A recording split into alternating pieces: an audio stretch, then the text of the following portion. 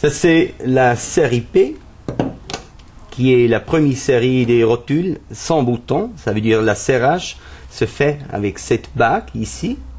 Et en plus, le P0 est le plus léger modèle de la gamme Arca Swiss Monoball et pèse seulement 300 grammes. Son grand frère, le P1, pèse à peu près 550 grammes seulement et il est destiné pour des appareils très très lourds ou des optiques très longues, des téléphotos qui permettent une meilleure ou la meilleure guidage sur cette boule asphérique. Si nous parlons maintenant là du Z1, le Z1 c'est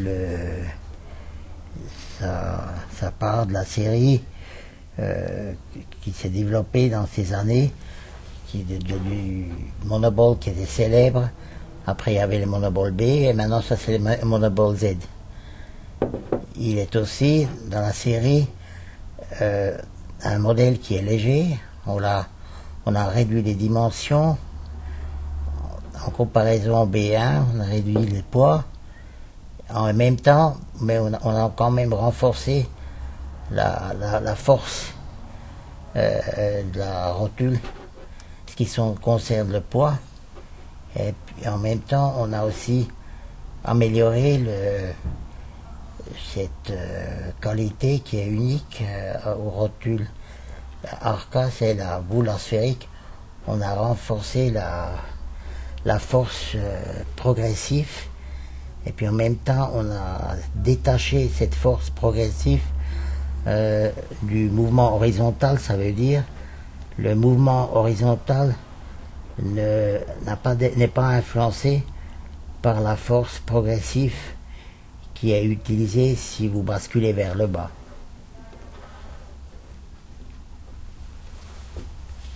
Si on parle d'AD4, c'est la série D4, on l'a ajoutée au fond au cube, parce que le cube c'est un produit qui est, disons, du point de vue du prix, il y avait une grande différence entre le cube et les Z1, que maintenant on a pu créer une nouvelle gamme de produits comme la série D qui se trouve entre les deux et qui donne, disons, une certaine disons, les qualités du cube, mais dans une autre qui sont faites d'une autre manière. Ça veut dire, ici on a un ensemble qui est fixe. Si on fait les mouvements se font seulement micrométriques, que sur le D4, on a la possibilité de desserrer et de bouger un appareil librement comme sur une rotule.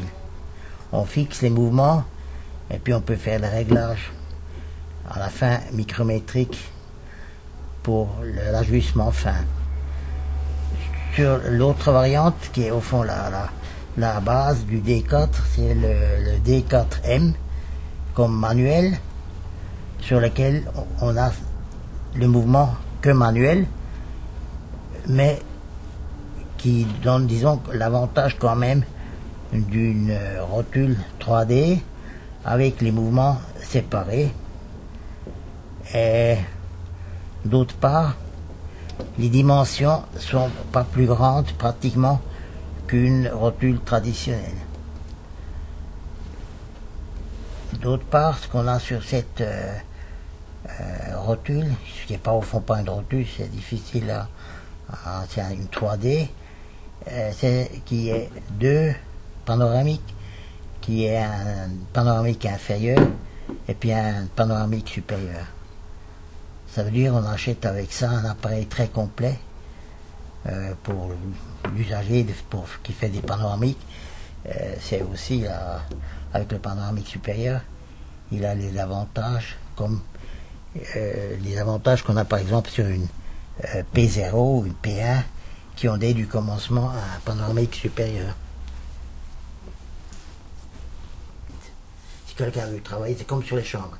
Il y en a qui achètent une classique et ils disent j'ai pas besoin de tourner un Mais comme au micrométrique. mouvement micrométrique, ça prend du temps. Ça prend du Le temps. mouvement, Je sais ce que je veux photographier, je fais que je déplace et puis toc. Et ça c'est la même chose avec ces rotules. Ici on est très très rapide, on est très précis aussi. Que là on peut aller vite et puis à la fin on peut fignoler, on peut régler les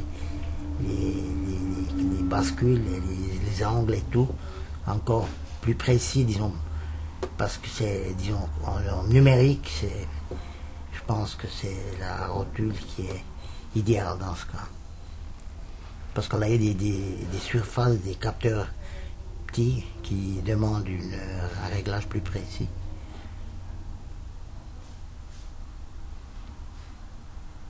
Il n'y a pas beaucoup à dire. Il est en soi déjà. Quoi dire du cube, hein. C'est... Ouais. C'est rigide, c'est compact, c'est léger, c'est surtout, disons, que, comme Martin a déjà dit, je pense que ce qui est important, c'est que l'appareil se trouve au centre d'un cercle. Ça veut dire on a la déviation entre le plan de l'objet et l'appareil change pratiquement pas. Et ce qui est déjà du commencement, c'est qu'on est les deux panoramiques incorporés, le supérieur et l'inférieur, et qu'on ait justement la stabilité comme la plaque de montage d'appareil, elle est montée directement sur le corps du cube. Il n'y a pas de possibilité de vibration.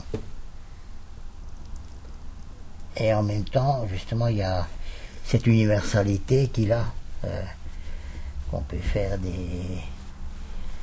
on a la possibilité de faire quand même un mouvement de 90 degrés.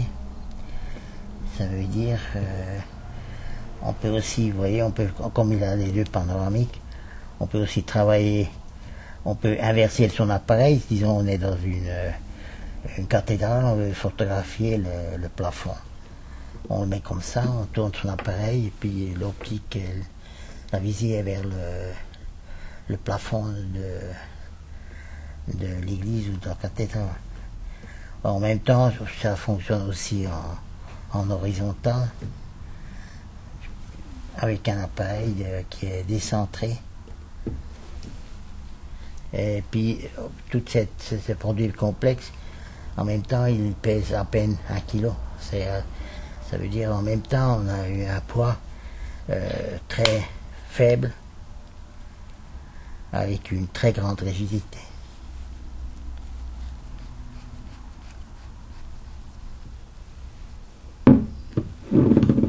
Comme j'ai parlé tout à l'heure, j'ai parlé du poids du cube.